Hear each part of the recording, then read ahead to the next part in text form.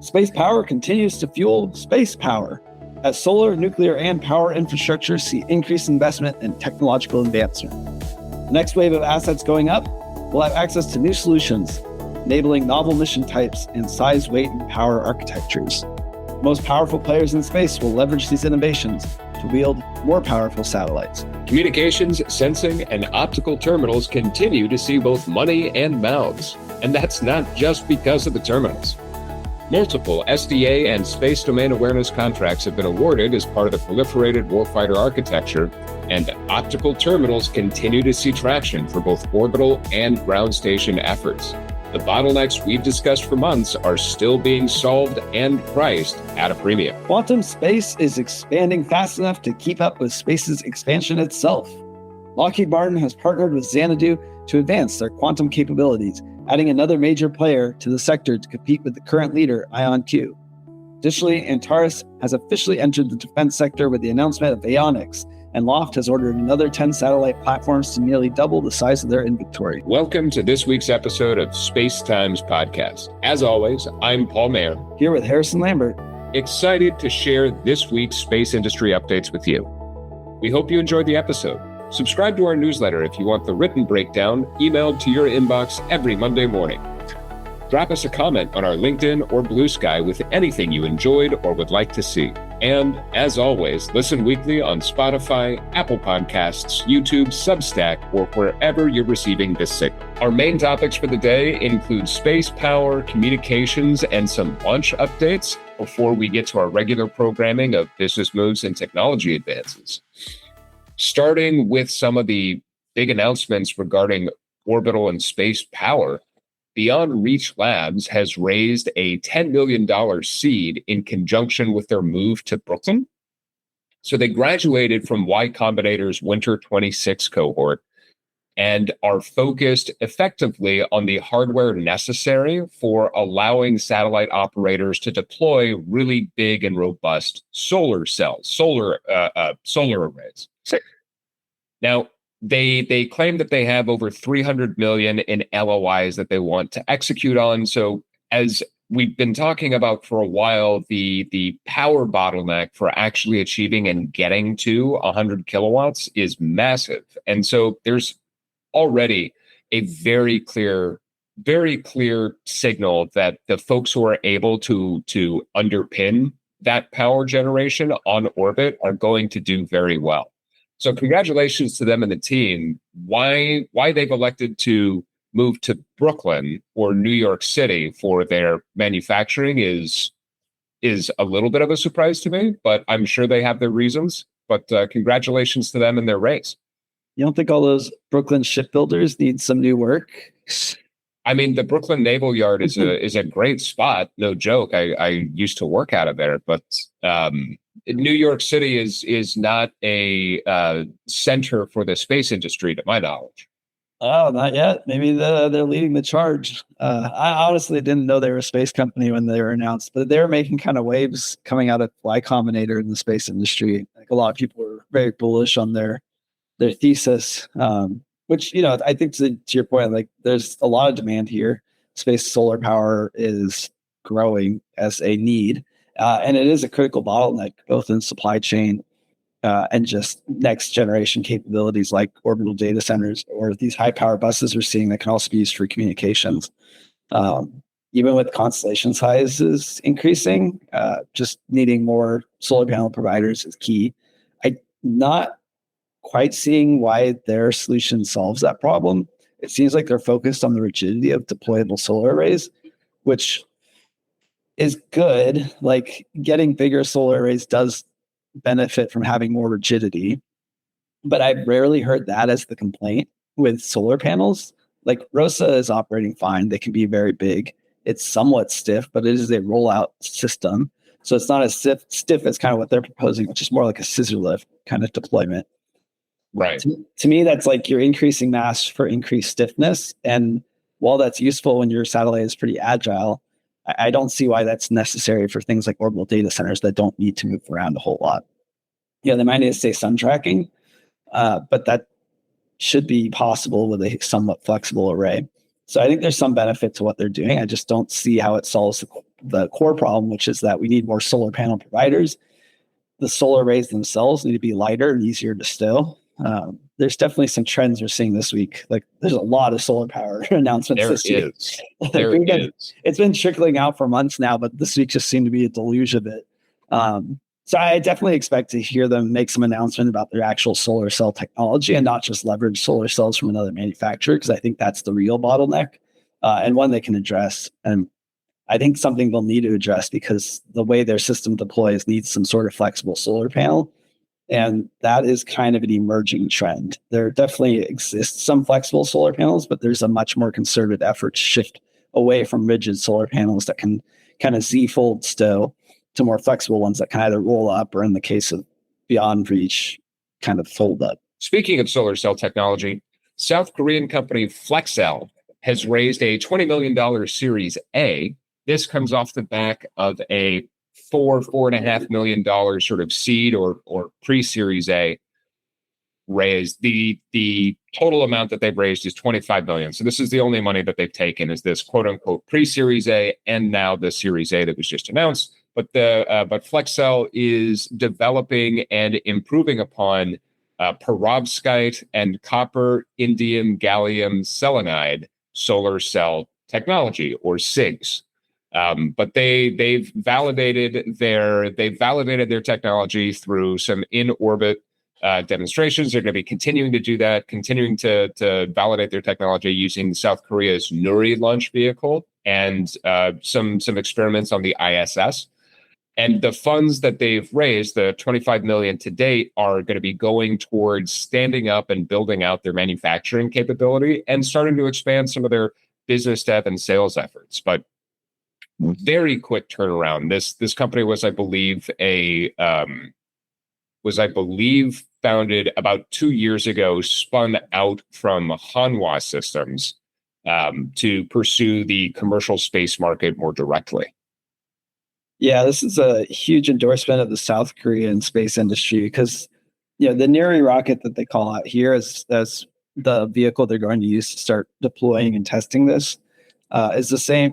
Came out of the same agency as this company. So Hanwha Systems is one of the large conglomerates in South Korea, kind of similar to Mitsubishi Industries out of Japan. They're the ones that built the Nuri rocket before they handed it over to the South Korean government to operate it. So, they've got a good track record of developing pretty key technology. And the technology they've selected here is great on a couple of notes. Perovskites and copper indium gallium selenide cells both kind of get around the supply chain issue of traditional indium gallium arsenide cells and mercury cadmium telluride cells. We've seen this done a few different ways. Coming to mind is like Celestial out of York Space using silicon-based solar cells and StarPath using silicon-based solar cells. That's one way to kind of get around these precious metal-based solar panel technologies. But we've also more recently seen this perovskite cells. Like last week, we talked about Verde Technologies commercializing their Earth terrestrial perovskite cells for space applications. So there's an increasing kind of focus upon this solution. Traditionally, it had been more as a backing to traditional solar panels to add like 10% efficiency. But, we're starting to see solar panels that are primarily based on this perovskite technology. So, the perovskites increase efficiency, which is good. Like we need that. And then the copper indium gallium selenide is an interesting alternative. So having them pursue both, because the SIGS-based solar cells are thinner and more flexible. So they've basically got a higher efficiency rigid solar panel technology and a more flexible, lower efficiency solar panel technology. So they're kind of addressing both markets in one go. Normally, I would say this kind of splits the focus and is probably not a great move. But given that they have a pretty good raise here and they have the backing of a large South Korean technology company, I don't doubt that they'll be able to do both. I think, it's going to fracture the manufacturing kind of system. But I think it gives them a way to address both demands in the market and maybe scale one up depending on where the demand is being seen. And I think in both cases, they're able to kind of get around the supply chain issues, although indium and gallium are both difficult compounds to get, so they might still struggle there. But overall, I think it's great to see South Korea kind of jumping on some of these key trends, getting a launch vehicle, getting solar technology. I think It's something we've seen with a lot of industries outside of the US, is this kind of second mover advantage of seeing, space industries that are further along running into these bottlenecks and being able to address them, in advance of actually scaling up their own industry. Yeah, I agree with you. I think that South Korea they've been one of the newer entrants into space, and they have pursued doing so as a nation very effectively so far. I'm excited to see the development and the progress that Flexcel is able to bring to the industry. I'm in agreement with you that the improvements to solar cell efficiency themselves are what's actually going to sort of drive stuff until sort of orbital nuclear power, until something where a true sort of non-solar power plant is approved or made viable for space. I think that solar cells are and improving the outputs therein is what has to happen. Speaking of further sort of solar cell improvements out of China, the led by Hangzhou Fengyun, the good luck. The Qingtian Shigang. Well, I would give it a go. Xingtian Shenzhen. One of those two, maybe right. Maybe we're both wrong. We're doing our best here, but so a Chinese startup focused in super thin film solar arrays, also working off of the same or similar SIGS architecture as Flexcel is, just raised 14.7 million, led by Hangzhou Fengyun, and the sort of the key metric here is that these are a tenth the cost. They are a fraction of the cost of traditional and sort of incumbent technologies, though they're about half the efficiency. So typically you'd see about 30% efficiency for mass manufactured solar cells that are flexible in this same sort of architecture. They're achieving about 18% efficiency at scale, but they're doing so at a fraction of the cost. So, whether or not power density or cost per kilowatt winds up being the more key metric here, it's really impressive to see such an affordable solution available on the market. Whether or not that winds up sort of dominating the market and being the key thing, I doubt that they will wind up dominating and winning the entirety of the solar cell market just on their cost savings alone. But the fact that it's now an option means that they're going to have customers out there for whom top quality, top shelf power generation is not the driving factor. And what they really want is something that works and something that is affordable to them. So there's always going to be a market for that. Yeah. And yeah, it's again, we're seeing the SIGS architecture. I do find this to be a kind of interesting choice because of the efficiency hit you get. It's like 18% efficiency compared to 30% of indium gallium arsenide, which seems like a big hit for changing like one compound in the structure. But the benefit is that it's lighter and thinner and more flexible. So 3 micrometers thinner seems like not a lot. You're going from 30 micrometers to 27 micrometers. But over a large area, that saves you a pretty significant amount of mass, and it allows it to be rolled up tighter. So both are key factors when you're trying to fit inside of launch vehicles. I can understand that from Korea wanting to fit in a smaller launch vehicle. They really only have the Nuri and hopefully soon the Hanbit out of InnoSpace. But China has giant rockets. Like Long March is pretty big, and they've got a dozen or so companies building Falcon 9 sized rockets. So I don't know why this is the route they're taking. It seems like packing efficiency is a lower priority for China. And they don't really have the supply chain bottleneck that the US does. They have great access to precious metals needed for traditional solar cell technology. So the only thing I can think of is that they're just expecting to scale to such large numbers that they need alternatives. But again, using the same materials, like I think they're going to run the same bottlenecks. It's interesting when it comes to materials. I think it's more that they just have a number of options and they want to develop all of them. So this company is going after this new type of compound, and we'll see how successful that is. It'll be interesting to see if that becomes a primary form of solar panel technology. I don't imagine that it would. I think this is mostly sort of a resilience investment out of China. That this is mostly on making sure that they do have additional options, that they do have additional pieces of technology that they can leverage. But I think that, but I think that the sort of, to your point, the mass and volume savings are not the key focus here. I think that the key sort of differentiator is just the underlying manufacturing cost. That is a 80%, 90% order of magnitude reduction in cost of the material. I think is enough to establish them as sort of a global player if that's the way that they want to go. Polish company Orbital Matter has announced that they've won a 500,000 euro contract investment from the European Innovation Council to build solar arrays built in space for megawatt class satellites. I did not misspeak. That number was megawatt, as in 1,000 kilowatts. Orbital Matter just demoed having launched on Transporter 17. So they went up very recently, and they had, I believe, 4 different printers on that launch. So they demoed their ability to actually print and manufacture solar cells and power generation on orbit.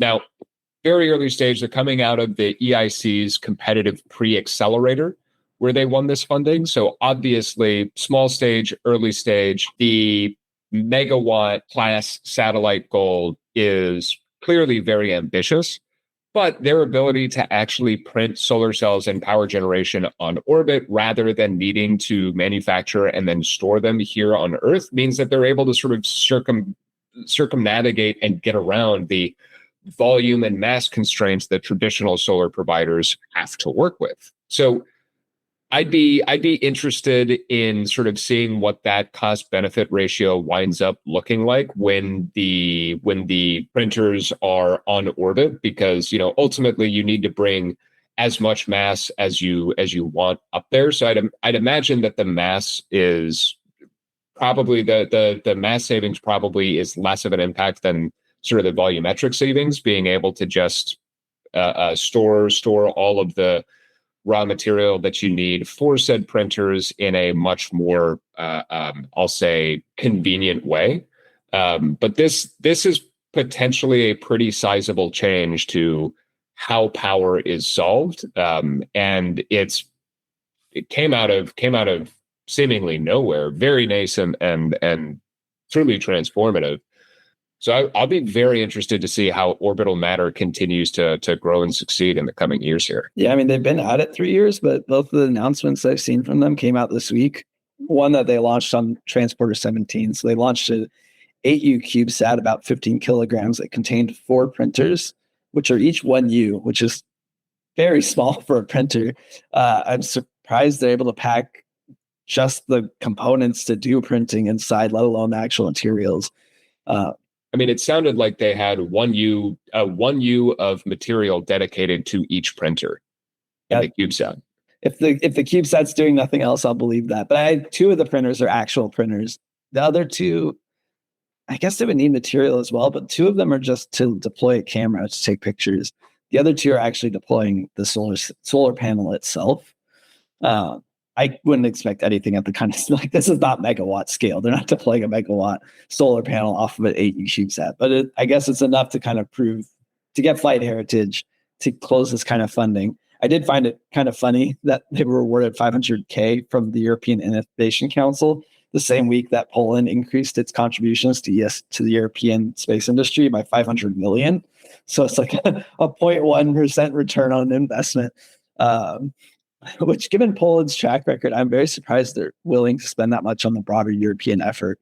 I think they have enough, domestic capability that I would think they'd rather spend that on themselves. But hopefully, it gets them more integrated with the broader systems. I think that's what benefits Europe. As for the technology itself, they're using a particularly unique approach. It's a photopolymer, which is why it's able to be printed. Can't really do that with indium gallium arsenide or multi-junction cells. I would think you could do it with silicon, but it's a little trickier in terms of temperatures and consistency and all of that. So going the photopolymer route is interesting. It does take the efficiency hit, kind of like these copper, indium, gallium selenide cells at around the same amount. It's about 20% efficiency. So still not as good as things like indium gallium arsenide, silicon, perovskite cells. But if your goal is to have mass savings and it allows you to do sort of on-orbit manufacturing capabilities, I think that hit might actually be worth it. I think you still run into some of the rigidity issues, and I'd be surprised to see a megawatt scale solar array be able to stay together after being printed. It's odd. Like, it's a UV cured resin.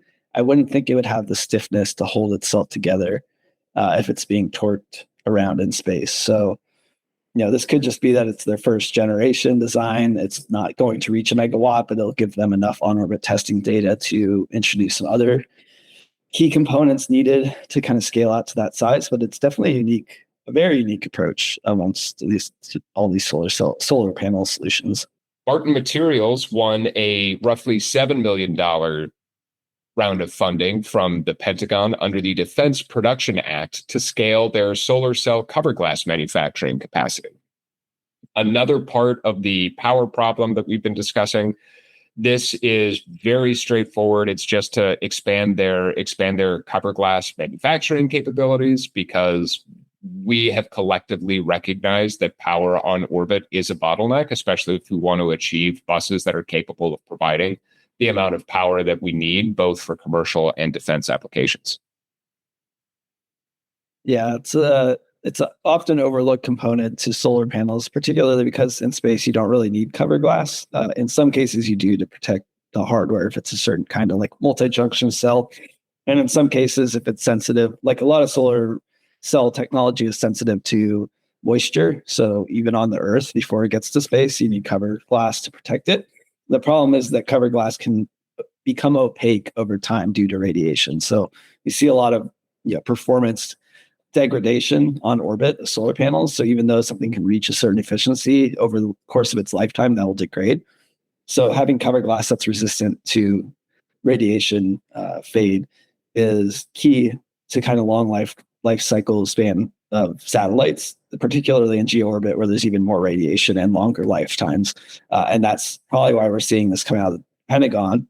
It's because a lot of their satellites go out to geo or past LEO. We don't really see this demand as much for proliferated LEO constellations, which is why it's just kind of getting scaled up now.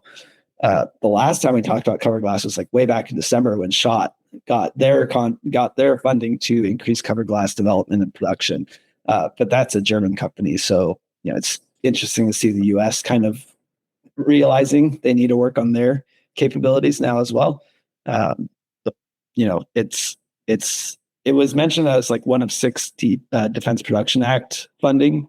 So it's kind of interesting to see it focused on this particular technology at a time when everybody else is realizing there's a key bottleneck here for solar panel technology. Yeah, this is one of 6 DPA Title III investments that have been made this year, totaling right around 110 million. So, this is one of several investments that have been made. But to your point, it is very much a sort of a key component for some of those deeper space, not deep space, but some of those higher altitude applications and deeper space applications where longer life expectancy makes the improved performance much more important. Finally, on the power and space power side of things, we're going to move out of solar for once, but Canadian companies Canadensis and CNL, Canadian Nuclear Laboratories, have announced a partnership to build lunar tritium heaters for both lunar and deep space missions. This is tapping into Canada's domestic supply of tritium. Both companies are pursuing efforts to pursue this. This is tapping into Canada's domestic supply of tritium. Canada is the top global producer. And both companies are pursuing efforts to provide energy-dense nuclear-powered heaters for deep space missions. Now, part of the reason why this is being pursued and why this is sort of a potential option here is that tritium itself is much, much, much less radioactive than anything else that you might think of when thinking of nuclear power. So, the analogy or the analog is that, like, hey, when you get you wear your watch, you got your night light or your little watch that lights up, like that has tritium in it traditionally on terrestrial applications. So it's something that is a little bit more commercially viable and a little bit more commercially safe. NASA has pursued and looked into this technology previously and has done some testing on it before. So this isn't completely novel and new to the space industry, but it is something that Canada is prioritizing and choosing to lead the charge on. So really interesting development out of there. I'd be excited to see what some of the performance and some of the power density options look like once this starts to see a little bit more validation and a little bit more development and deployment. But this could theoretically change and enable some pretty different swap and mission architectures. Yeah, I just found it crazy that within a week we went from 0 tritium power plants on orbit to now 2, or not on orbit. Like Canada just hasn't sent it up yet, but City Labs sent up the first tritium satellite last week. Their Beta Voltaic on orbit high reliability satellite. Mouthful on Transporter 17. So that one was nanowatts to milliwatts of power. Demo mission, so don't expect too much power out of it, but it's roughly on the order of milliwatts of power. You could obviously stack these batteries to a larger scale if you want higher power, but it sounds like for the mass trade-off, you're looking at small amounts of power. So heaters is one of the main things to kind of look at for this. It makes sense for like keep alive heaters, especially in areas where it's cold. Read also no sunlight. So if you don't have sunlight, you don't have power, you can't keep your heaters on, you're going to kill your electronics. So having these tritium heaters able to keep stuff warm while there's no sunlight is actually a pretty good use for this technology. I think it's really, it hits on a couple of things. The fact that US already launched one, I think is kind of an endorsement of the acceleration of nuclear power in space. There was a executive order signed earlier in the year to accelerate deployment of nuclear capabilities to space, and that's how City Labs got up so quickly. They worked with Sandia National Labs, so very similar to Canada. It's working with the Canadian Nuclear Laboratory to make sure these things are safe. They're relatively safe on their own. Tritium, unlike plutonium and uranium, don't emit high energy gamma ray radiation. They emit beta radiation, which can be stopped just by skin. So even if it were to blow up, no damage to people. I mean, don't ingest it. So if a tritium rocket explodes above you, don't look up to the sky and open your mouth. Otherwise, you should be safe. Yeah, it's not here to replace things like radiothermal isotope generators. So we'll still need uranium and plutonium for the moon. But it is a key step to move away from solar power and enable certain capabilities. I think it is a great thing for Canada to pursue. As you noted, they do have a large reserve of tritium. They also have a large reserve of uranium. So I think just Canada taking more of a focus on nuclear capabilities is key. I think overall Canada is really well positioned to be a space power if they just invested in it, which until recently they haven't. But the fact that they have large oil reserves necessary for launching rockets, the fact that they have large uranium reserves necessary for high power habitats in space, like all sets them up well to not have some of the supply bottlenecks of these next generation kind of space capabilities. So it's just a matter of them building out the launch capability to leverage those advantages they have. I think tritium in particular is a very interesting one because it plays to this idea that's been around for a while that we don't have to launch nuclear material necessarily. You can make it in orbit. Like I said, it doesn't produce a lot of power, but if you're able to produce it in mass, you could theoretically get more power. And it's one of those things that gets created from water when it's irradiated. So if we just send water to space, the sun will naturally irradiate it and produce tritium. If we put up uranium reactors in space, that will naturally produce tritium. So being able to leverage this byproduct of just space and nuclear power in space, it makes for a nice cyclical, recyclable ecosystem for space applications. I think it's a really good technology to be investigating now. Yeah, I think the point you make about Canada being well positioned to be a space power is, I think, really interesting because that they've been partnering closer and closer with Europe and more specifically with the ESA over the past 6 to 12 months than we've ever seen them. So like I guess what I'm saying is before too long, Canada is going to be more of a European nation than the UK is, which is like weird, weird to say, but the fact that they are well positioned to lead in tritium and that they have such extensive reserves of both more traditional high fissile material for nuclear power and some of the low fissile material for I'll say auxiliary nuclear power is like both of these bode very well for their ability to scale into this high power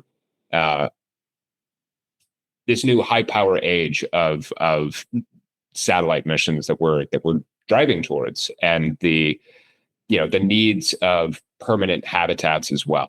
On to the launch section for this week. We have great news out of India. Skyroot flies its first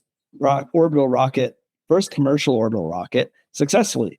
So Skyroot's Vikram 1 flew this week, and it successfully deployed 6 satellites to orbit. This is a huge step forward for India.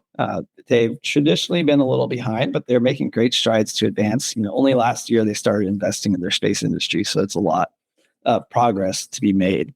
They have a lot of good background with the Indian Space Reconnaissance Organization, ISRO.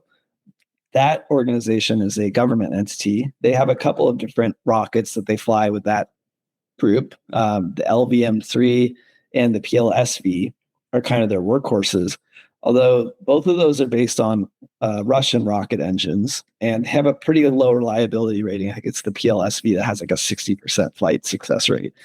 So not coming off of a great track record of launch vehicles, I think their commercial sector has a chance to kind of turn this around. And having a successful debut flight is a huge endorsement of their capabilities because pretty much every rocket company fails on their first flight. We unfortunately saw it recently with like Innospace. Japan, they failed on their second flight with the H3. There's countless examples of companies that have failed on their first flight, but for Vikram to do well is a great sign. It did run into some troubles during the third stage separation. The third stage ended up bumping into their second stage, but in another endorsement of their capabilities, it didn't derail the whole mission. They were able to recover, which means that they had good control authority. Obviously, an autonomous system, you're not flying a rocket by stick from the ground. So this thing is pretty resilient. No doubt they'll revisit the separation mechanism that they have developed. But the fact that they're able to successfully accomplish their mission and gain that valuable test data is just amazing to see. The 6 satellites they deployed were also pretty interesting. Normally, first flights don't carry many active payloads because they're concerned that it's going to blow up and lose their satellites. But in this case, it's a collection of very interesting satellites. One is their Scope satellite, so that's owned by Skyroot, and that's mainly to collect data, kind of take visuals of the rocket to get more data about how it performed. They have a robotic arm from Cosmoserve, so that's a debris deorbiting company out of India. It's very advanced technology to be flying on that rocket. And the one I found kind of most interesting is Germany's D-Cubed rocket. I think this is interesting because one of the big potentials of Indian launch capability is that they're outside of kind of this US-China dichotomy of launch access.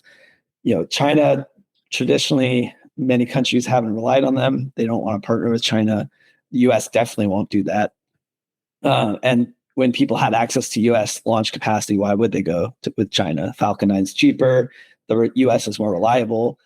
And until recently. So we've seen this very recently with Transporter 17 transporter missions going away with SpaceX, this kind of rift between the US and the general, the Western nations. And so I think a lot of these countries will be turning to India in the meantime, especially now that they have a orbital capable launch vehicle.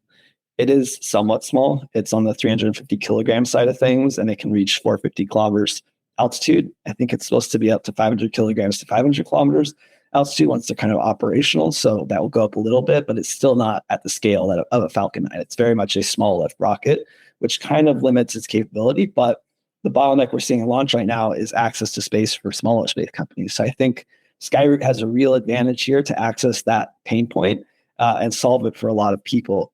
it does put them ahead of the other Indian launch provider, Agnikul Space, who's also working on getting their debut flight going.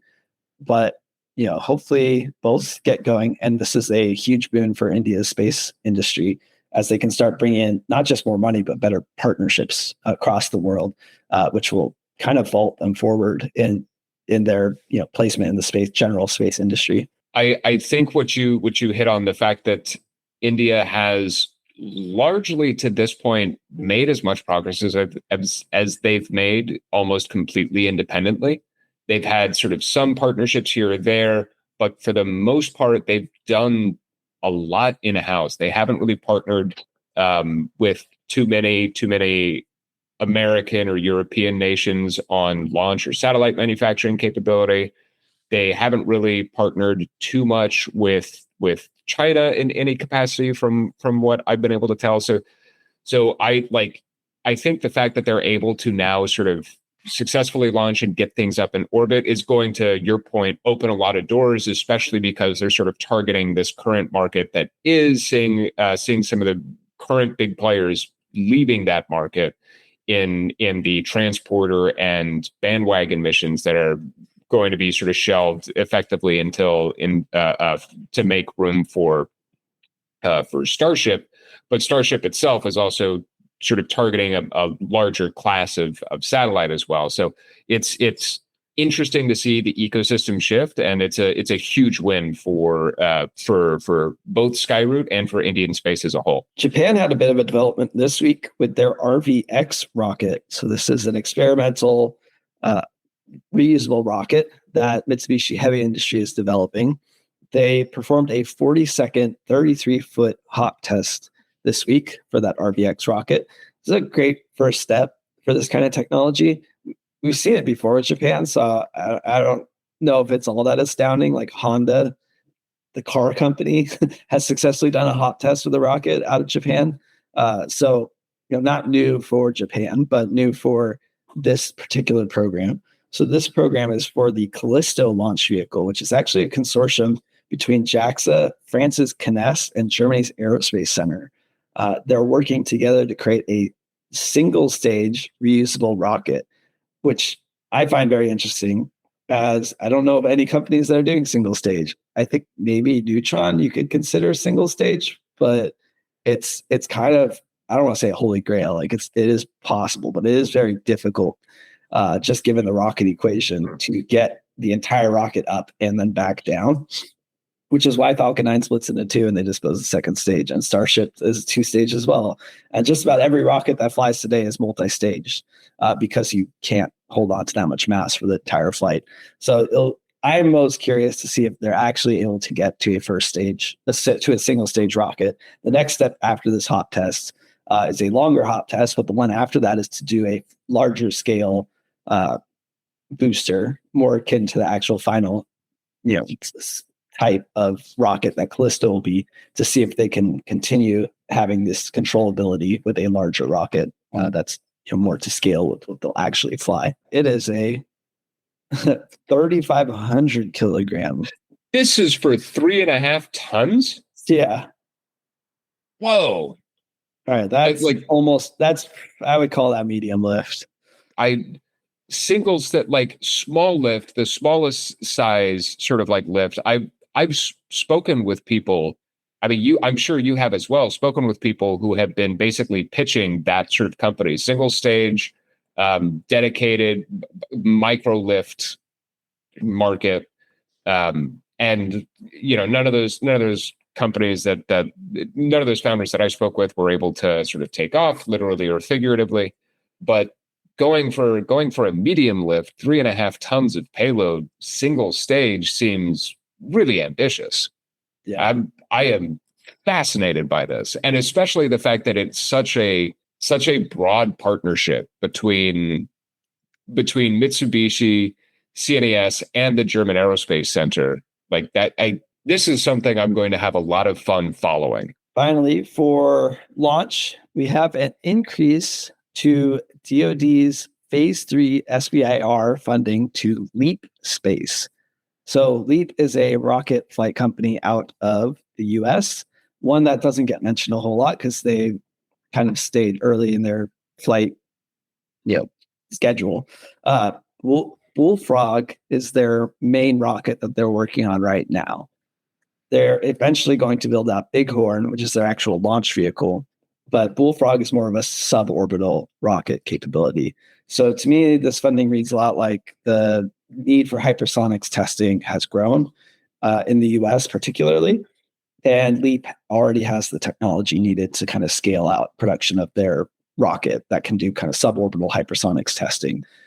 It will still be a huge boon for the development of their Bighorn rocket, but I think for the short term, this funding will primarily be going towards getting the Bullfrog operational. That's still useful for a lot of testing and sort of capabilities, but I think we'll still see the Bighorn a few years out of development. Speaking of single stage rockets, this is also a single stage rocket. So interesting to see kind of more of this happening. It is smaller than the Callisto at 1,000 kilograms, but still not easy. This is it would kind of set it apart from other competitors in the U.S. market, but they certainly have a long way to go before they can reach orbit. On to comms this week, we have Swisssta12 raising $70 million. So Swisssta12 is a micro geo spacecraft manufacturer. They have contracts with SES and Viasat, so with some big names. Makes sense. They're European satellite manufacturers. They'd be partnering with European telecoms. But it is interesting to see companies that have traditionally gone with large geo comm satellites starting to become interested in micro geo, especially since they're also becoming interested in these smaller proliferated constellations, like SES's partnership with K2 Space. By small, I put that in quotes. They are raising this money off the back of $140 million in revenue last year, with contracts exceeding $500 million for the coming years. So, they're already generating revenue. $70 million price tag on $140 million revenue is pretty good raise. This is following ESA's award of $84.8 million for their HummingSat platform. So that's the satellite they manufacture for the ARTES program. So this is an ESA program for advanced research in telecommunication technology. And it just shows that they've got some good traction behind them. They've yet to deploy anything yet, so it puts them behind companies like Astranis, who's probably their main competitor, alongside companies like Ascendarc and Reorbit, who are also seeing some success in the micro geo comm kind of sector. But certainly this amount of money will help them.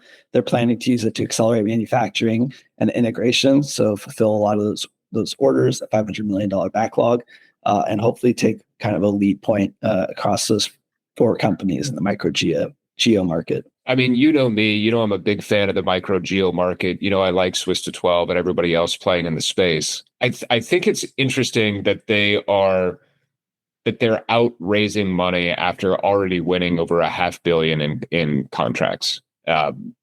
Clearly it's not coming from a position of duress. So the raise is motivated by something a little bit different than that, but it's a whole lot of progress and traction for Swisssta12, which actually has a whole bunch of our own. I'll say it has a whole bunch of additional alumni from SSL and from Maxar who have gone on to continue doing great things in the industry. So it's a company that we'd love to see succeed and a company that we'd love to see grow.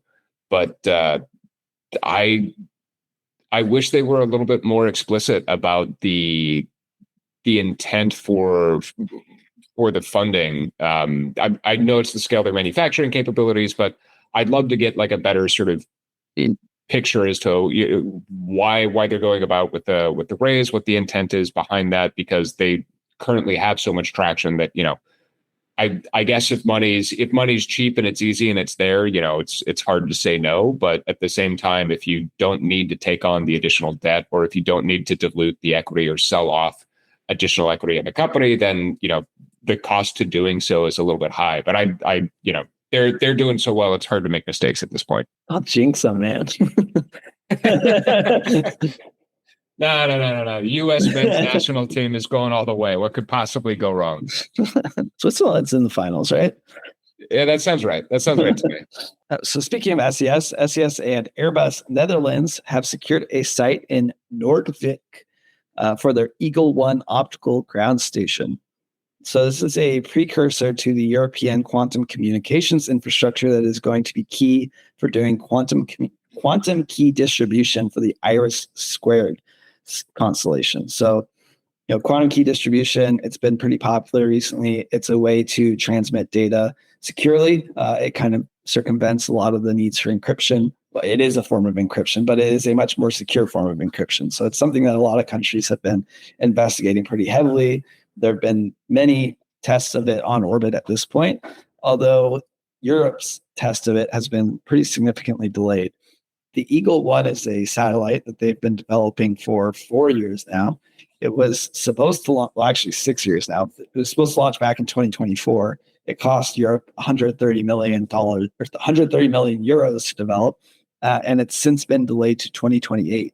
And this has been cited as issues with the payload from SES's side. So pretty big delay. It's kind of crazy that it's still a couple of years out and they're already building these ground stations. This is something that Europe's been pretty good at. So I'm actually a little surprised they need to think about this far out. We've talked about companies like K Labs out of France doing optical communications from the ground to space, and all the optical communications companies that we've talked to have basically agreed that Europe is way far ahead on this technology. And it shows in the announcements we've been covering. They put a lot of money behind this. Their companies are doing very well at leveraging this for a number of reasons, kind of key to their aspirations.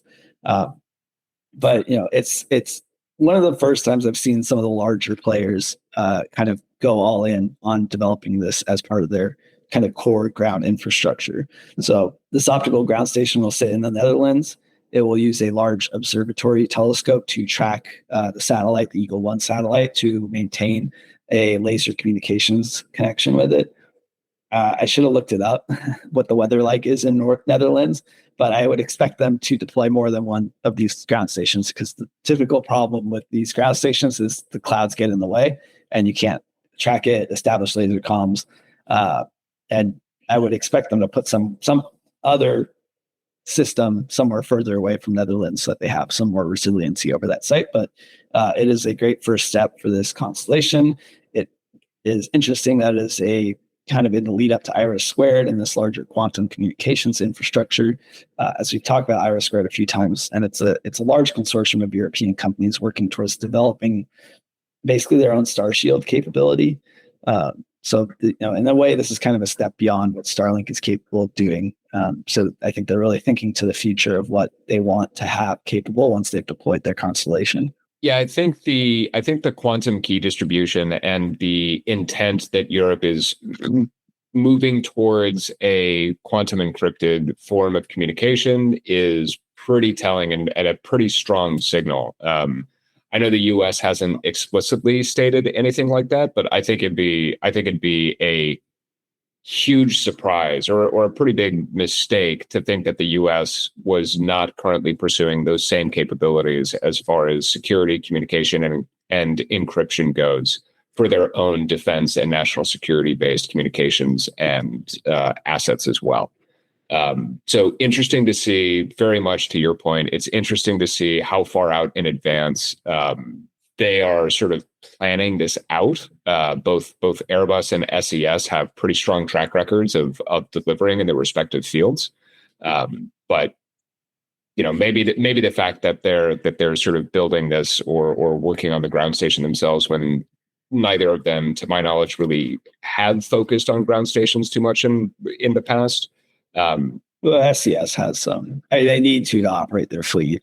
That's true, but yes, but maybe that's a part of it. But the bigger picture that I think is really interesting is the fact that we're already seeing the signals that sort of quantum communication and quantum networks are becoming an expected capability set for sort of the future wave of space assets and space communications.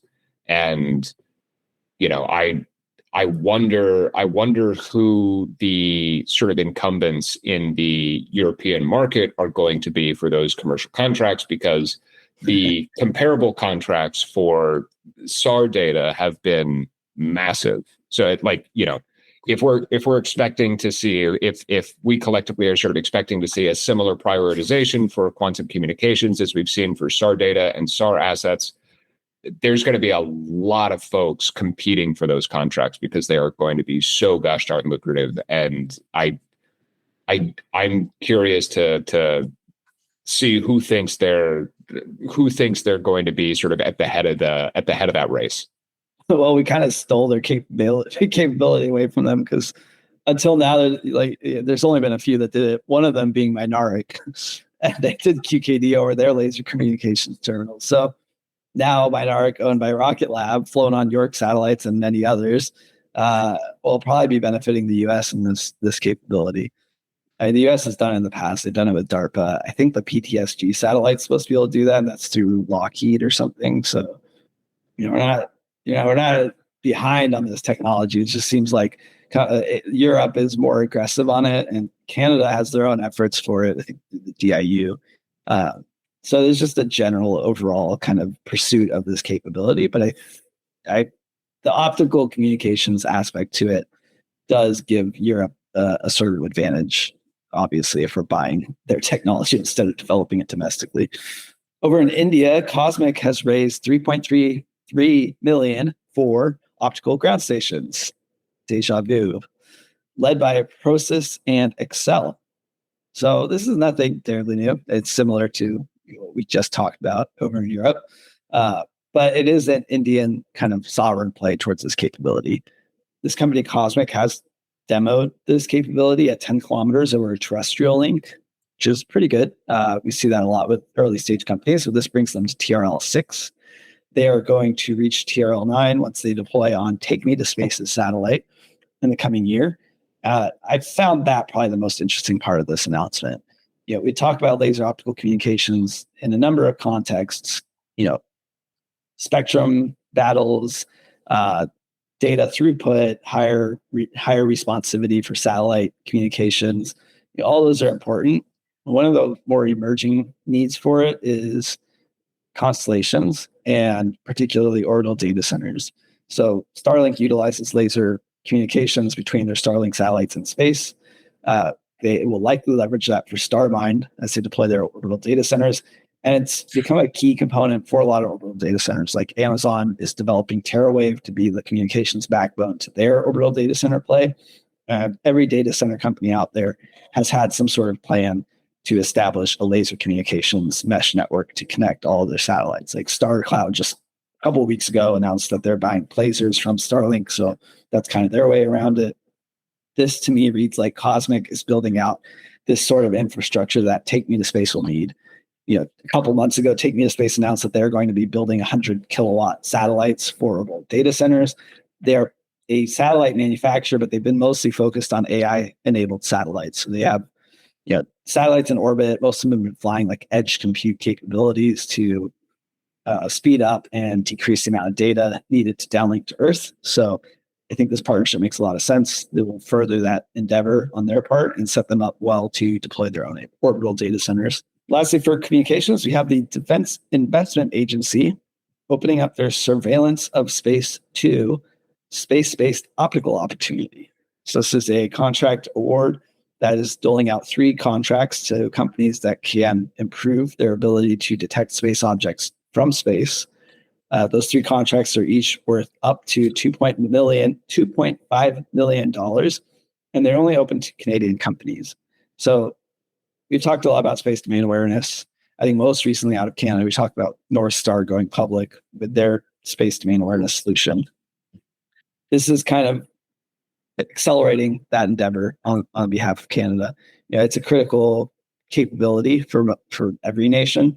And it's kind of one we've seen accelerate in Europe and Canada and elsewhere as they kind of cut ties with the US. So fairly small contracts. I wouldn't expect something as big as North Star really going after it. It seems more to accelerate early efforts. But there are a number of Canadian companies that could benefit from this. The stated effort is to replace their Sapphire satellites, which are a set of space-based sensors that were launched back in 2013 and only meant to be on orbit for 5 years. So checking my watch, that's 13 years later. They're trying to finally replace that, which will probably take another couple of years, unless they leverage the company that already has its capability. But again, this reads like they're trying to develop the capability in smaller, more nascent companies. Nevertheless, good opportunity for a key technology.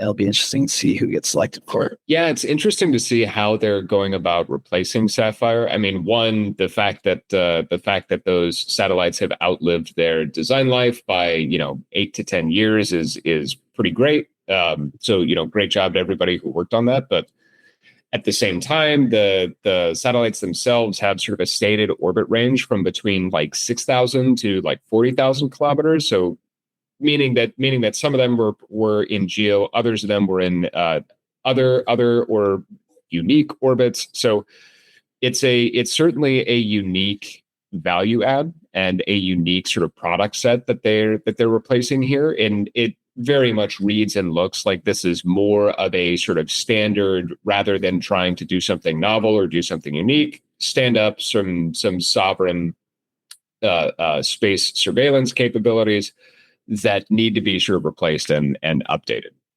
To start off with business moves, the biggest announcement that we have to make this week concerns AST SpaceMobile, who has announced their intent to raise $1 billion in a private convertible note with the intent of purchasing a rocket company. Markets reacted somewhat poorly to the news. This is, I believe, their second raise of about the same amount in leave this calendar year, but AST SpaceMobile has been focused on raising a lot of money. Their strategy, bigger picture, has been to vertically integrate, effectively mimicking Rocket Lab's success. So what they're trying to do is they're trying to go further up the value chain here by acquiring their own rocket provider. Some of the potential rocket and launch providers that have been floated include ULA, who, as we've discussed, has had some difficulties getting their newest class of launch vehicle, I believe the Centaur Vulcan rocket, fully operational and on board. An additional potential acquisition target is Firefly Space, and then Relativity and Stoke Space are also being floated as potential options here. But the overall strategy here of AST SpaceMobile, starting basically at the asset layer, starting at the satellite layer, more or less directly competing with Starlink, especially in their direct-to-device and the Bluebird satellite market, and then vertically integrating further up the chain is one that we haven't seen prior. We've never seen somebody go out trying to acquire a launch provider, trying to acquire a rocket company, because rocket companies are the hardest and most expensive thing to solve. We've exclusively seen rocket companies then incorporating some of the other capabilities. So it's really ambitious and a really bold strategy here, and we'll just have to see how it plays out, Cotton. But Harrison, what are your thoughts on this? I think there's a lot of potential here, and I think that this could theoretically go really well. But boy, is this going to be hard for them to execute on. It's going to be really difficult for them to, one, acquire the rocket company, and then two, fix whatever sort of challenges or hurdles the rocket company that they are able to acquire is experiencing, which, those sort of warts are what are putting the rocket company in their acquirable price range.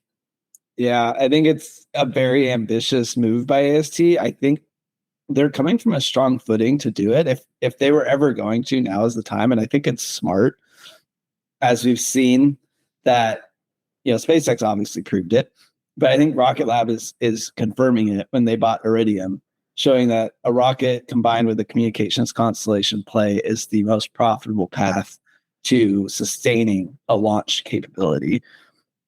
So I think, AST being one of the most successful alternatives to SpaceX's Starlink, puts them in a position where they need to leverage that advantage that they have right now before other players might start challenging that kind of duopoly they have, and kind of cement their ability to deploy at scale. They've deployed 10 satellites so far using pretty much every launch vehicle available to them. I think, when they launched on Falcon 9 last, it was 3 of their satellites.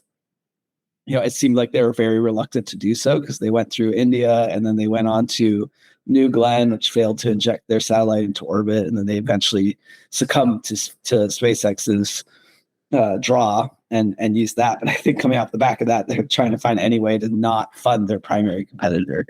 And when it comes to buying a launch company, you're right. Like, there's not much precedent here that I can think of. The closest being ULA, where it was like multiple satellite providers joined forces to stand up a rocket launch company. And I think in that same vein, ULA is the most obvious contender for such an acquisition. I think it's the only one of those four companies. Relativity, Stoke, what was the fourth? It was Relativity, Stoke, ULA. Firefly, that's right. I think ULA is the only one that could outright acquire. I think they've had such a bad track record and so publicly known that Lockheed and Boeing want to get out of the launch vehicle market that they're the only one that would make sense to actually buy outright. Sure. Whether I think that's a good purchase, I don't know. I don't think they would want to have that on their books. I think it would be a kind of a doubling down almost. Like the raise hurts their stock price, and then buying ULA and having all of that cost and debt on their books will hurt their stock price even further. So that might be too much kind of risk to take on. But the other options aren't very viable. Like Firefly is already public. It's worth like $5 billion. So $1 billion can't even buy them half, like a controlling stake in it. And the Alpha is not even big enough to really do anything for their satellites. They're such massive satellites. They need a big rocket. Relativity and Stoke makes sense given the size, although neither have launched yet. And we know Stoke has been reluctant to be acquired after they were approached by OpenAI for a similar price tag. I could see them being more open to a purchase by AST because it benefits them both. I think AST bringing that revenue from a communications constellation that's already proven out would help Stoke sustain their capital expenditure to get their rocket to launch. And by all measures, they are close. And then Relativity, I just don't see, was it Eric Schmidt? I don't see him separating with this baby. Like, I don't think he's going to want to hand it over to another company. And both companies are valued at like $3 to $4 billion. So unless they're cooperative, I don't think they can outright buy them. I think that them purchasing, I think AST SpaceMobile acquiring outright ULA is probably a mistake. And the reason being that ULA has, for lack of a better term, they have some tech debt that they need to solve. They haven't yet fully solved the technical challenges of X, Y, and Z. There's some challenges with them actually getting and executing on what they've been building. I don't think AST SpaceMobile has the engineering expertise or the internal knowledge base to be able to solve those problems. So they'd be acquiring for $1 billion or for whatever price point, but they'd be acquiring a problem that they need to then spend a bunch of money to figure out how to solve. I don't think AST SpaceMobile is going to do that. I think what's much more likely is that they will go around and wind up trying to acquire a company that will fit their needs. So I agree with you that Firefly, the alpha out of Firefly, is probably too small of an asset class for them to actually get the Bluebirds up, for them to get what the satellites they're designing and building up into orbit. I think it's much more likely that it be Relativity or Stoke Space. And so between the two, if AST SpaceMobile has $1 billion in cash, I mean, that doesn't by any means preclude them from being able to then go out and leverage debt and lever up and acquire one of these companies outright. Even if they don't acquire it outright, if Stoke Space, we're talking 3 to 4 billion valuation, if they're able to go out and one-to-one take on $1 billion in debt to acquire a majority interest in Stoke Space, that basically gives them control over the company and doesn't necessarily cost them the $4 full billion. Now, you start to run into problems when you see leverage ratios of around like 4x or higher. 3x is sort of pushing the limit, but you start to see problems with companies in the aerospace industry once they start to lever up to that level. So I don't necessarily think that that AST SpaceMobile would try to achieve that level of leverage with debt to equity, but I wouldn't at all be surprised to see them, raise $1 billion in convertible notes and then finance $1 billion in debt and go out and acquire Stoke Space or Relativity Space and effectively like, hey, we've got this vehicle that we've been building towards that hasn't launched yet, but we're on track to doing so, and see them try to vertically integrate in that vein. But fundamentally, I agree with you. I think that Firefly's alpha just doesn't service the need. It doesn't quite hit the mark for what AST Space Mobile actually needs. And I think that ULA has too much tech debt that AST simply does not have the ability to solve. I agree. I think it really comes down to between Terran and Stoke. Yeah, so it'll be interesting to see where this actually goes. I mean, for all we know, AST Space Mobile will wind up acquiring somebody who isn't even, one of these candidates. They'll wind up acquiring a new player or somebody like a Skyroot or just completely catch us off guard with who they wind up going for whatever reason. But the fundamental need here is that their goal is to vertically integrate. So the vehicle that they are acquiring is one that they want to be able to launch their Bluebird satellites, one that they want to be able to dedicate to their own vehicles and their own assets going up. Yeah, I think it's going to look much more like a partnership. Like they got to find a rocket company that effectively merging with them benefits them both and creates an offering that's more attractive than just, hey, we own a rocket now. And yeah, I think the strongest signal points towards Stoke. I think the only thing blocking that is if Stoke doesn't want to be acquired, which given that they're private, it's not like they can really hostile acquire them in any way, which they could potentially do with Firefly. I don't know. I just see Firefly as so focused on lunar efforts that it's just too much of a deviation away from what they've been investing in to try to focus on this communication constellation effort. Whereas, something like Relativity, they've already made it clear that they want to work on orbital data centers. So there is some intention there already that could play well with having a communication layer to connect their orbital data centers.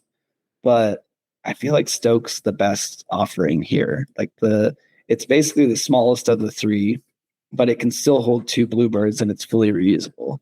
So they can scale it the best. They don't have all this excess capacity because like a Terran R can carry like 20 Bluebirds at once, which is twice as many as they currently have on orbit with one rocket launch, which just seems like overkill. And kind of antithetical to the design of Bluebird. Like they made a really big satellite because they wanted a really capable one versus Starlink, which are much smaller and not much smaller, but they are smaller and they're meant to be more proliferated. So yeah, I feel like Stoke is probably the best move here. It benefits both of them. Stoke hasn't really been explicit about what their orbital data center play is, but having a communications layer to fund Stoke's development and deployment, and then expanding that into the orbital data center play, it makes the most sense there.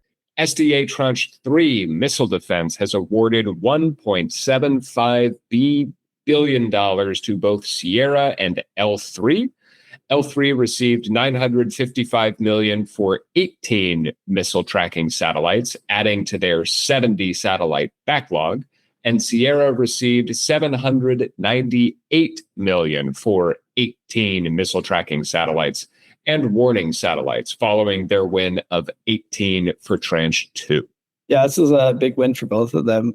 They both already won in either earlier tranches or within the same tranche. And these are, to note, missile tracking satellites. So these tranches are part of the Proliferated Warfighter Space Architecture, PWSA. And there's been something like 5 or 6 tranches at this point. So hundreds of satellites already in orbit with hundreds more planned to launch. So this is adding to that list. But awarding it to 2 companies that have already kind of established themselves as able to deliver on this capability. It was interesting because the tracking layer is kind of the remnant of PWSA after it kind of got restructured a month ago. And they got rid of the communication layer of it and kind of shifted over to SpaceX's Starshield. So we're still seeing money go out to this tracking layer, which to me reads like they're still expecting other companies to fulfill this rather than SpaceX. As missile tracking is more of an optical capability, one that SpaceX is not as dominant in as communications.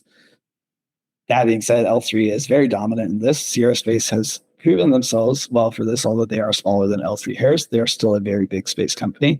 And this has become kind of their core offering, and one that's supported them and gotten them to raise a lot of money. So it's good to see them continuing to win these contracts.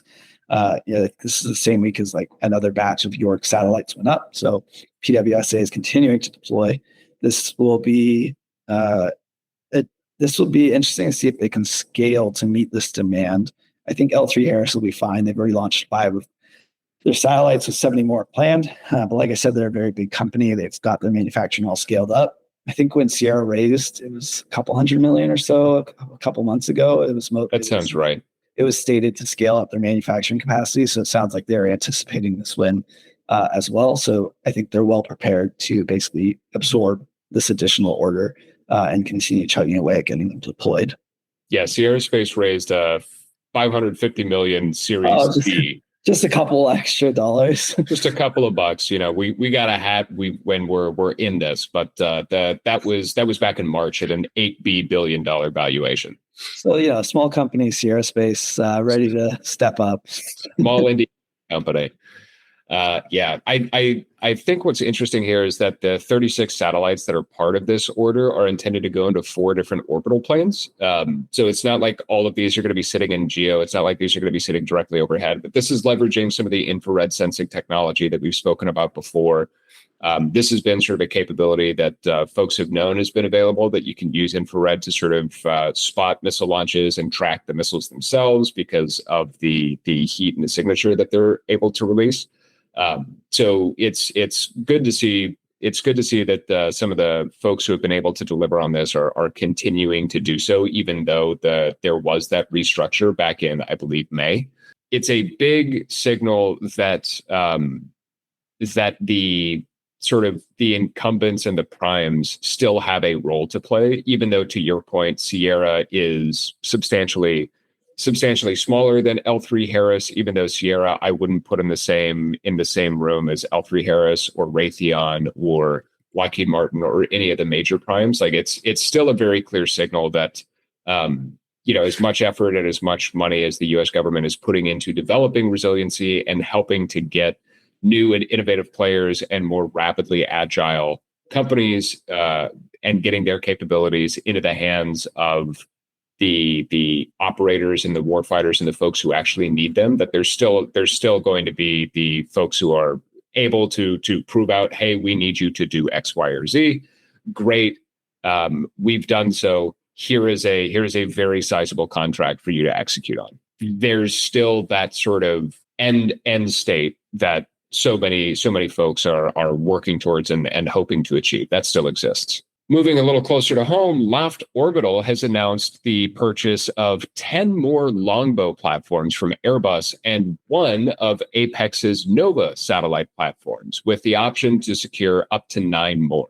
Loft, I believe, currently has 14 satellites in orbit, order of magnitude around a dozen different assets in orbit. So they are clearly looking to scale. Loft wants to scale that up. This order basically doubles their current inventory and reserves the right to almost triple it.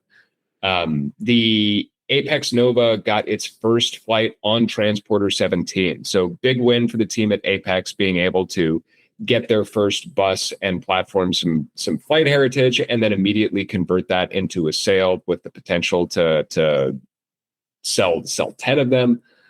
So great job there by the team. Apex Nova platform represents roughly double the sort of the power capacity of the Airbus Longbow. The sort of average operating power is closer to around a kilowatt rather than Airbus's like 600 to 700 watts of power. So while this does not deliver on any of the 100, 120, or 150 kilowatt buses that we've seen so much excitement and generation around, this still opens a lot of doors for Loft, being able to provide different missions and being able to support a wider variety of payloads and targets here. So it's still a meaningful announcement coming out of Loft, which is a big win for Apex and a continuation of Airbus's success and Loft's partnership with the other French company. Yeah, so Loft is where I work, so excited to see this announcement. is coming at a time as we're actively deploying the current constellation of Longbow satellites. We're on number 8 out of 10 for Earth daily imaging constellations. That's a set of 10 satellites to do imaging of the Earth and multispectral every day for the Canadian company EDA. And there's another 10 planned to go up for the Altair constellation, which is out of a partnership with OrbitWorks, which is the Marlin Space joint venture in the United Arab Emirates. So, the fact that these are going up and that there's more going up soon is a kind of endorsement of the Longbow platform, and the fact that they want to launch more with this platform means that there's more demand for it. But adding Nova Bus to that lineup is also endorsement of Loft's kind of core business, which is to create a flexible platform for any payload to go on whatever bus fits it best. So using the same unified experience through Loft, you're able to choose between a Longbow or a Nova or whatever bus is available that best fits the needs of your mission. The Indian company Dhruva Space has raised $6.3 million, making it the first company to receive investment under the ABCF, the Antariksh Venture Capital Fund, India's VC fund dedicated to the space sector. The funding will be used to strengthen Dhruva's full stack engineering capabilities, helping to strengthen their sovereign spacecraft manufacturing capabilities, establish and scale some infrastructure, and accelerate product development. And this dovetails well with the announcements that we made regarding Skyroot. So India has their own dedicated to space investment fund, their own VC ecosystem specializing in and dedicated to space, their own dedicated launch capability and launch providers, and extensive efforts standing up sovereign manufacturing and operation capabilities as well. So India is doing everything necessary to stand up their own sovereign capabilities, much with the sort of global capabilities race that we've seen for the new space age as well. The U.S. Space Force awarded Slingshot Aerospace a $69 million contract to advance AI-powered mission readiness for space defense. The 4.5-year initiative is part of the Operational Test and Training Infrastructure, or OTTI program. The program, titled MENTAT, supports the Pentagon's efforts to prepare Guardians to operate at the speed, scale, and complexity of modern conflict. So this basically digital twin training environment allows for operators, warfighters, decision makers, everybody necessary to simulate, test, run, and experiment in high fidelity environments that will simulate as much and to the highest level of accuracy the real world space combat environment. So they have some impressive space domain awareness capabilities. To expand that out into actual training software is a growing need for particularly the US Space Force. I actually would be surprised what their usefulness for the commercial sector is. Maybe for some mission planning for constellations, but there's kind of solutions that already exist for that. I think you have things like Leo Labs and Kahan Space. The kind of market that Slingshot has seemed to be targeting is the more dynamic, reactive space infrastructure. So maybe I could see it where we get to the stage of like space infrastructure where things are moving around dynamically to create new structures, deploy more satellites, like pre-staged on orbit, or moving around like fueling tankers. But for now, it seems the key demand for Slingshot is this dynamic defense capability for the United States Space Force. We saw it recently with Victus Haze mission, being able to kind of have a satellite that's RPO capable on orbit and then rapidly deploy new satellites to go intercept it, is the kind of speed space operations that we haven't seen until this year. It's been very interesting to see something like Victus Haze happen alongside, missions like Starfish's approach to ALARASat and Catalyst Reboost Swift. Like the name suggests, the space defense and mobility industry is moving very swiftly. And we need this capability to kind of react to the challenges that China and Russia have put up there with their Shijian spacecraft, their Luchil imps, they're all the reactive satellites that are proving that, U.S. space assets are not out of reach, that they're able to intercept them and perform adversarial activities. And so, having the Space Force being able to train for those kind of scenarios to see how they react with these new capabilities that are being given to them. It requires just as dynamic of a capability on the ground for training as it is dynamic in space. Yeah, it's something that we're seeing increased demand for. I mean, Antares basically is doing the same thing. Antares just announced the establishment of ANIX to advance all domain mission virtualization for defense.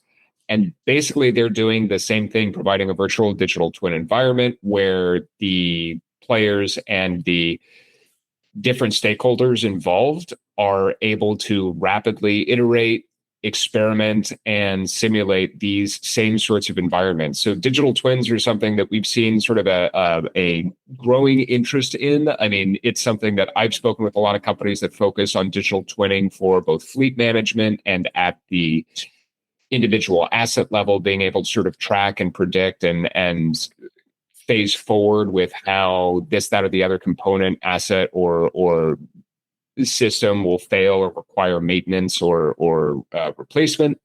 And so seeing that sort of applied to the combat environment is something that one would expect, but it's interesting to see multiple players getting traction doing so basically simultaneously at the same time. Obviously, the U.S. Department of Defense, Pentagon, U.S. government, they obviously don't want to kingmake or pick a specific winner for that, because secondary, tertiary resiliency is going to be so core and so critical. So it would make sense that they would be looking at partnering with multiple different people at the same time to be able to sort of execute on that vision. But it is still interesting to basically hear this stood up basically out of nowhere, from 0 to 1 in so many words, in the same week. So I'm sure that this is not about signaling the US's capabilities. Well, maybe in some capacity, it's about signaling the US's capabilities as far as space-based conflict goes. But I think this is more about actually having the capability and actually being able to engage and execute in the space domain. Yeah, it reminds me a lot of when we talked to Quindar after they won that Golden Dome contract for very similar purpose. I just find it interesting that the Space Force is buying so many different softwares to effectively do the same thing. You know, I think we talked about Palantir having a similar offering. I think it was like L3 or Raytheon did something similar a few months ago. So that, you know, the numbers they're putting behind this doesn't make it seem like they're just testing them out to see which one they like the best. It seems like they want a number of different options, which I can't quite understand why that would be the case. It doesn't help. I mean, maybe I could see like running 2 simulations at a time to make sure they agree. But I can't imagine the US government wanting to have multiple different kinds of simulation softwares that they're using. I would think they want to unify behind one. They will simultaneously want to have one tool that solves the problem. So they will want to have everybody using the same tool to solve the problem. At the same time, they don't want to be beholden to that one specific tool in order to solve said problem. So like they want to be able to use a different tool if necessary. But I do think that this is still a little bit earlier on, where it's not necessarily like a bake-off. They're not necessarily sort of testing out which one they like the most and which one they want to go with. But I do very much think that they're in the stage where they're still sort of trying to figure out which one or two do they want to issue like sizable. Do they want to seriously partner with effectively? So, you know, it's more than just sort of a taste test here, but I do think they are getting more serious about how they want to go about executing on this, because you're right, they are partnered with a multitude of different players sort of across the maturity spectrum, some of which are major incumbents who've been around for 1,000 years, some of which are a little bit newer and have grown rapidly and have a lot to offer, but there's still room for more need and more capability. So, you know, we may see this play out in a couple of different ways, but it's interesting to see everything coming together at once. Lastly, for today, we have My Tech Advance, where Lockheed Martin has partnered with Xanadu to advance their quantum capabilities. So Xanadu is a Canadian quantum company representing the large Canadian quantum presence. They are quite advanced when it comes to quantum technology. We talk a lot about IonQ, but there's quite a few companies up north like D-Wave, Photonic, Nord, Quantique. They have a huge track record of quantum. And I think that this is a large endorsement from a large US defense company, turning to them to partner to train up their workforce for quantum technology. It's not only an endorsement of Canadian quantum, but I think it's an endorsement of the state of quantum technology. For a long time, it's been in development. They've been, kind of tests of it, but it hasn't moved to kind of matured, deployed systems. And this announcement seems to be Lockheed's acknowledgement that that's changing. They're recognizing that there's a bottleneck in terms of quantum talent. Not surprising. I would think a lot of quantum engineers would go to the quantum specialized companies, but Lockheed wants to leverage the capabilities coming out of those companies to actually deploy to aerospace and defense products that they develop. So this is a training program where Lockheed Martin is going to use Xanadu's Penny Lane training platform to train their mechanical and software engineers to be able to do quantum work for Lockheed Martin. So the Penny Lane platform that Xanadu is providing gives real-world scenarios, examples, training, in-person training, everything they would need to do to get these knowledgeable, skilled engineers into the quantum field, gain that skill set. I think it's a great benefit that Lockheed's offering. I think a lot of these kind of people that would volunteer to do this training program would benefit from having this additional skill set on their resume. And I think it's a great investment on Lockheed's part to try to stay ahead of the curve when it comes to this technology, because quantum is one of those technologies that I'm most bullish on. There's a huge chance that it's all snake oil. But in the case that it's not, if they are right in a big way, it leapfrogs a lot of technology we have now. And it's one of the few things being worked on out there that can really leapfrog and not just be an incremental improvement. And I mean, the fact that there are so few players, I mean, because the technology is a little bit more speculative, the fact that there are so few players truly and meaningfully taking big swings in it, I mean, it's indicative that it is sort of a risky endeavor, and it's also indicative that it's still early. When the capability and the benefit of some of the technology that we're discussing here starts to materialize and starts to show a little bit more promise, the market will sort of scramble to keep up with the market's going to scramble to keep up with the newly available capabilities. Yeah. There's usually a lag there between capabilities and customer demand. And I think that this is one that's been sort of spoken about for long enough to where the customer demand will trail quickly. Well, that's a wrap for this week's recap of the space industry. We hope you enjoyed the episode. As always, please drop us a comment. Check out our socials and follow us on Spotify, Apple Podcasts, YouTube, Substack, or wherever you're receiving this signal. Until next time, this is Harrison Lambert and Paul Mayer signing off for now.